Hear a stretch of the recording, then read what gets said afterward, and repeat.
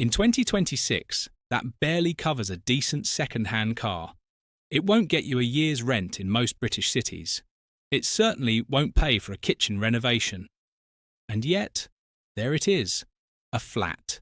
A genuine bricks-and-mortar residential flat, listed for sale on a major UK property portal for just £5,000. Your first thought? Bargain of the century. Your second thought? If you have any financial self-preservation instinct at all, should be. What on earth is wrong with it? Because in British property, there is a rule as reliable as gravity. Nothing is ever simply cheap. There is always a catch. And in this case, the catch could cost you far more than the price of the flat itself. Today, on UK Property Compass, we're pulling back the curtain on some of the lowest priced properties in Britain. We're going to decode exactly why flats end up priced at figures that look more like a holiday weekend than a home purchase. And we're going to tell you, plainly and honestly, whether any of them are actually worth buying. To understand why a flat can be listed for £5,000, you need to understand something about British property that the glossy weekend supplements rarely discuss. The UK housing market is not one market. It is dozens of micro-markets stacked on top of each other, often operating in completely opposite directions at the same time. While prime London property commands prices that would fund a small nation's infrastructure, other parts of England, post-industrial towns, former coalfield communities, certain seaside resorts, have housing stock that has been declining in real value for decades. But geography alone doesn't explain a £5,000 flat. For a property to fall to that price point, something else has gone wrong. Usually several things. And typically, they fall into one of four categories. In England and Wales, the vast majority of flats are sold on what's called a leasehold basis. You don't own the building itself. You own the right to occupy it for a fixed number of years, as set out in a legal document called a lease. When that lease is long, 125 years, 250 years, 999 years, it's effectively as good as freehold ownership for any practical purpose. Lenders are comfortable with it. Buyers are comfortable with it. It trades normally. But leases don't automatically renew, they count down. And as the years tick away, something rather dramatic begins to happen to a flat's value and its mortgageability. Most major high street lenders will not offer a mortgage on a leasehold property with fewer than 70 to 80 years remaining on the lease. Some are stricter still, and once a lease drops below around 60 years, the property effectively falls off the mainstream mortgage market entirely. The mathematics of this are brutal. A flat that might be worth £80,000 with a long lease could be genuinely unsellable to anyone other than a cash buyer if the lease has dipped to 30 or 40 years. At 15 years remaining, you're looking at a property that banks won't touch and most buyers won't want. That's where your £5,000 flat comes from. Now, you might think, well, surely you just extend the lease. And you'd be right that this option exists. Under the Leasehold and Freehold Reform Act 2024, leaseholders have a statutory right to extend their lease. Importantly, as of February 2025, the previous 2-year waiting period has been removed, meaning you can pursue an extension immediately upon purchase. But here's where it gets expensive. Once a lease falls below 80 years, something called marriage value kicks in, an additional premium that the freeholder can claim because extending the lease unlocks hidden value in the property. We're talking, in many cases, tens of thousands of pounds, on top of legal fees, on top of surveyor fees. The reform agenda is working toward removing marriage value from lease extension calculations. But as of mid-2026, many of the most significant valuation reforms are still awaiting secondary legislation. They are not yet in force, so if you buy that £5,000 flat with a 25-year lease tomorrow, you may be looking at a lease extension bill of £20,000 to £40,000, plus professional fees, before you can sell it to anyone who needs a mortgage. The cheap flat suddenly costs you £50,000 before you've put a single piece of furniture in it. The second major reason a flat can fall to near worthless prices is physical. The building, or the flat itself, may have structural problems serious enough to make mainstream mortgage lending impossible. What kind of problems are we talking about? Subsidence, where the ground beneath the building is shifting, causing cracking and structural instability. Severe damp and wet rot, which can compromise internal structures and create health hazards. Non-standard construction, post-war concrete panel systems, for example, that lenders have historically refused to lend against. And then there's the cladding question. Since the Grenfell Tower tragedy in 2017, the entire market for high-rise leasehold flats has been disrupted by cladding and fire safety concerns. Thousands of flats, many in the £80,000 to £200,000 price bracket, effectively became unsellable overnight when EWS 1 fire safety assessments revealed dangerous external cladding systems. While the government has made some progress in funding remediation, many buildings are still awaiting works. And in those buildings, flats can sit on the market at dramatically reduced prices simply because no mainstream lender will touch them until the building receives a clean bill of fire safety health. A flat in one of these buildings, already struggling with a deteriorating lease, could genuinely reach a £5,000 asking price. Not because the seller is generous, but because they are desperate to exit a situation where they are liable for service charges and building insurance on a property they cannot sell. And this brings us to what many property lawyers describe as the most financially dangerous scenario in UK residential property today. Imagine buying a flat for £5,000. You hand over the cash, the sale completes, you get the keys, you feel like a genius. Then the letters start arriving. Because with a leasehold flat, the purchase price is only part of the story. What you've actually purchased is an obligation, a legal obligation to contribute toward the maintenance and management of the entire building, on terms set largely by whoever holds the freehold. Service charges in England are now a significant financial burden. The estate agency Hamptons reported that average annual service charges for flats in London have reached £2,800 per year. In poorly managed blocks, or buildings that need major works, new roofs, lifts, fire safety remediation, those figures can spike dramatically. But here's the part that catches buyers completely off guard. In many cases, the previous owner of a flat has fallen into arrears with their service charges. And when you buy the flat, those historic debts don't simply disappear. Depending on how the lease is drafted, the incoming buyer can find themselves legally responsible for unpaid service charges from previous years. We have seen cases where buyers of apparently cheap leasehold flats discovered service charge arrears of £15,000, £25,000 or more, debts that transferred with the property.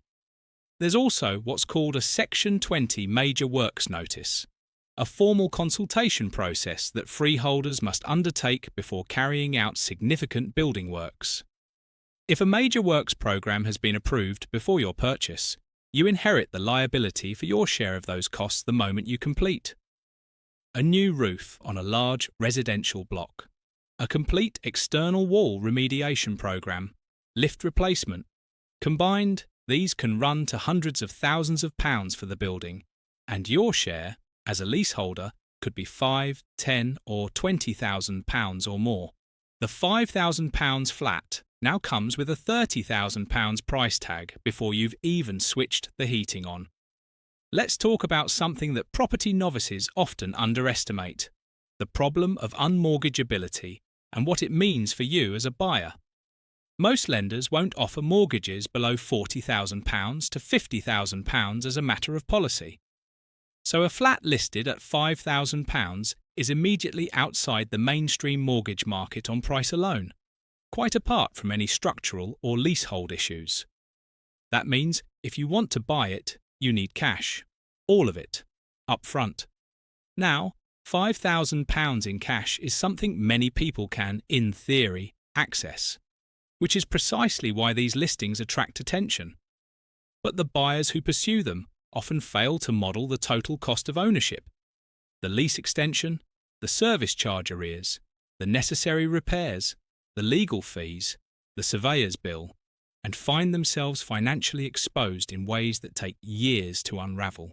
There is also a secondary problem.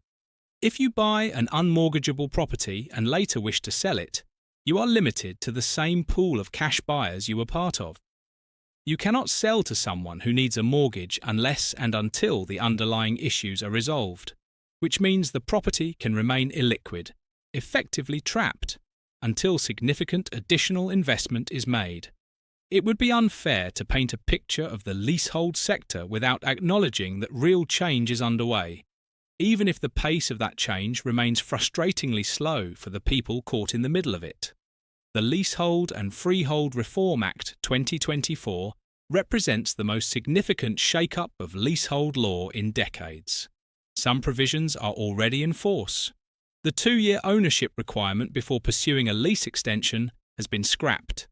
More leaseholders in mixed-use buildings can now apply for the right to manage their building, with reduced exposure to freeholder legal costs. A government consultation on service charge transparency and the regulation of managing agents closed in September 2025, and further regulations are expected. The longer-term ambition, extending standard lease extension terms to 990 years and reforming the valuation rates used to calculate extension premiums, remains on the government's agenda. But the critical word here is remains. Much of the most impactful reform is still pending secondary legislation. For anyone buying a leasehold flat today, you cannot assume the full reform package is in place. You must take advice on which protections currently apply and which are still forthcoming. What we can say is this: the direction of travel is broadly positive for leaseholders. The systemic abuses that allowed freeholders to extract wealth from captive leaseholders through escalating ground rents and opaque service charges are being addressed. But the journey is not complete, and in the meantime, buyers who purchase distressed leasehold flats need to navigate the existing legal landscape, not the one that reformers are working toward. So, should you ever buy one of these ultra-cheap flats? Is there any scenario in which a £5,000 property listing represents a genuine opportunity rather than a financial trap? Let's be honest, yes. There are scenarios. Cash investors with deep due diligence capabilities, experienced property professionals who understand leasehold law, and developers with the resources to remediate buildings. These buyers can sometimes acquire distressed flats, resolve the underlying issues, and generate returns. But for the average person who sees a £5,000 listing and thinks they've found a shortcut onto the property ladder, the risk is severe and the due diligence required is substantial. Here is your non-negotiable checklist before you even consider making an offer. Number 1. Get a full independent lease check. Commission a specialist leasehold solicitor, not just a general conveyancer, to examine the lease in full. You need to know the exact years remaining, the ground rent provisions, the service charge mechanism, and any outstanding notices or planned works. Number 2. Obtain a full structural survey, not a home buyer's report, a full Level 3 building survey from a RICS qualified surveyor. You need to understand the structural condition of both the flat and the building. Ask specifically about non-standard construction, external cladding, damp, and any signs of subsidence or movement. Number 3. Request all service charge accounts for the last 3 years. You are looking for arrears, for major works that have been approved or are under consultation, and for the overall financial health of the management company. Ask whether there is a Section 20 notice in progress. Ask for the current building insurance schedule and whether there are any active insurance claims. Number 4. Get a lease extension quote before you buy. Before completing the purchase, commission a leasehold valuation specialist to provide an estimate of the likely lease extension premium given the current lease length. This gives you the real total cost of acquiring the property, not just the asking price. Number 5. Check the EWS 1 status of the building. If the flat is in a building over 11 metres in height, find out whether an EWS 1 fire safety assessment has been carried out and, if so, what the outcome was. If one hasn't been done or the result is adverse, understand the implications for both mortgageability and future works liability. Number 6. Model the total cost of ownership over 5 years. Add together purchase price, lease extension estimate, any service charge arrears, estimated repair costs from the survey, legal fees, surveyor fees, and ongoing annual service charges. Then ask yourself, what is this flat actually worth with all issues resolved? And does that number justify the total investment you're making? Only if the numbers clearly stack up, with margin to spare, does a distressed leasehold flat represent a genuine opportunity. There is a bigger story here than any individual cheap listing. The existence of £5,000 flats in the United Kingdom in 2026 tells us something important about the structural failures in our housing market. It tells us that leasehold reform, while underway, has not yet succeeded in restoring confidence to a significant segment of the flat-owning market. It tells us that post-war building stock, much of it now approaching the end of its designed lifespan, represents a growing liability that neither the market nor the state has fully priced in. It tells us that flat prices across England fell by an average of 2.2% last year, even as detached and semi-detached houses rose. That London alone saw average flat prices drop by £19,000 in a single year, with experts citing high leasehold costs as a primary driver. And it tells us something about the asymmetry of information in property. Sellers of distressed flats know exactly what they're selling. They have lived with the service charge demands, the lease extension quotes, the structural survey findings. They have made the calculation that £5,000 today is better than continuing to hold an asset that is costing them money every month. The question for the buyer is whether they have done the same homework, whether they are walking into the deal with eyes open, or whether they are being seduced by a number that, in the context of British property prices, feels almost impossibly appealing. So, the flat listed for £5,000. Is it a bargain? Is it a trap? Is it an opportunity? The honest answer is, it depends. But it depends on research, professional advice, cold financial modelling, and a realistic understanding of what you're taking on. The British property market has always rewarded buyers who do their homework. It has consistently punished those who let price alone make the decision. At UK Property Compass, our job is to give you the context you need to navigate that market with clarity. And the context here is clear. In property, especially leasehold property, the price on the listing is just the beginning of the conversation. The real price, the total cost, the hidden liabilities, the future obligations, is written in documents most buyers never ask to see. Ask to see them, commission the experts, run the numbers, and if the deal still stacks up after all of that, then perhaps, just perhaps, you have found something genuinely remarkable. But if the numbers don't add up, if the lease extension quote alone exceeds the property's eventual value, if the structural survey reveals problems that no remediation budget can resolve, walk away. Because in the UK property market, there will always be another deal. And the best investors we know have made their fortunes not from the deals they pursued, but from the ones they had the discipline to leave behind.